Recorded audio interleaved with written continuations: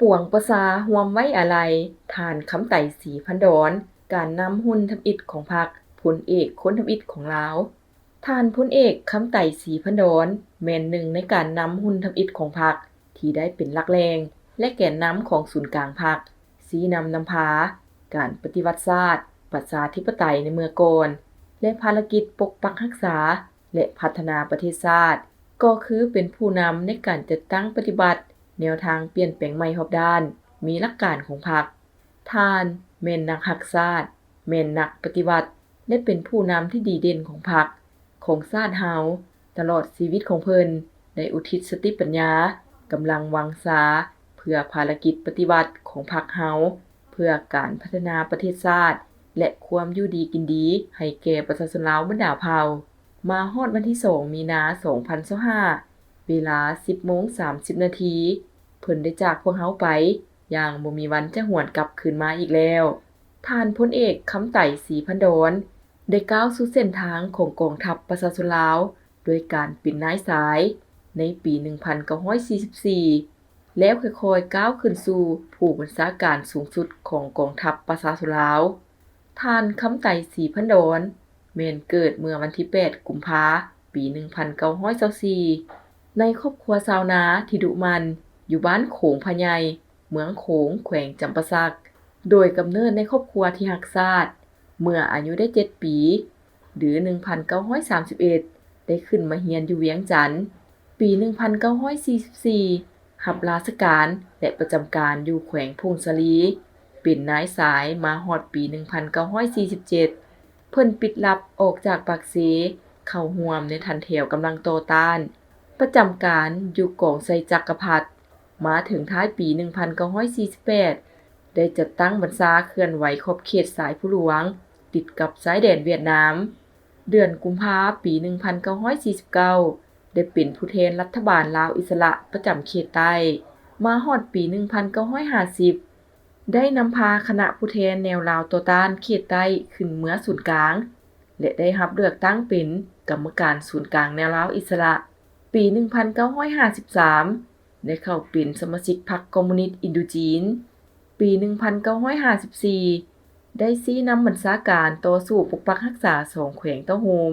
และปฏิบัติความถูกต้องปรองดองชาติครั้งที่ 1 ปี 1955 หา 1956 เป็นเสนาธิการกองทัพฝ่ายประเทศลาว ปี 1957 หา 1959 เป็นหัวหน้าห้องว่าการศูนย์กลางพรรค ปี 1959 หา 1960 เป็นกรรมการศูนย์กลางพรรคเฮ็ดหน้าที่โฆษณาอบรมและรับผิดชอบอยู่วิทยุกระจายเสียงของศูนย์กลางพรรคฝ่ายประเทศลาว ปี 1960 หา 1961 เป็นกรรมการศูนย์กลางพรรครับผิดชอบเวียกงานการทหารเป็นผู้บัญชาการสูงสุดกองทัพฝ่ายประเทศลาวปี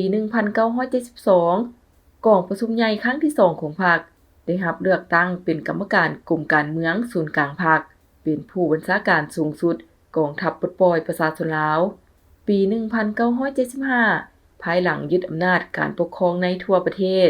ได้รับการแต่งตั้งเป็นรองประธานสภารัฐมนตรีเป็นรัฐมนตรีกระทรวงป้องกันประเทศทั้งเป็นผู้บัญชาการสูงสุดกองทัพปลดปล่อยประชาชนลาวปี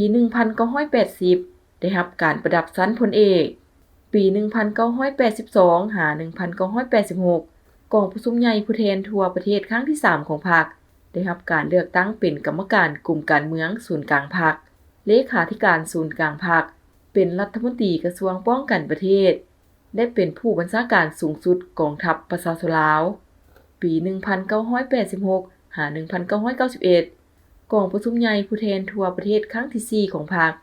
ได้รับการเลือกตั้งเป็นกรรมการกลุ่มการเมืองศูนย์กลางพรรค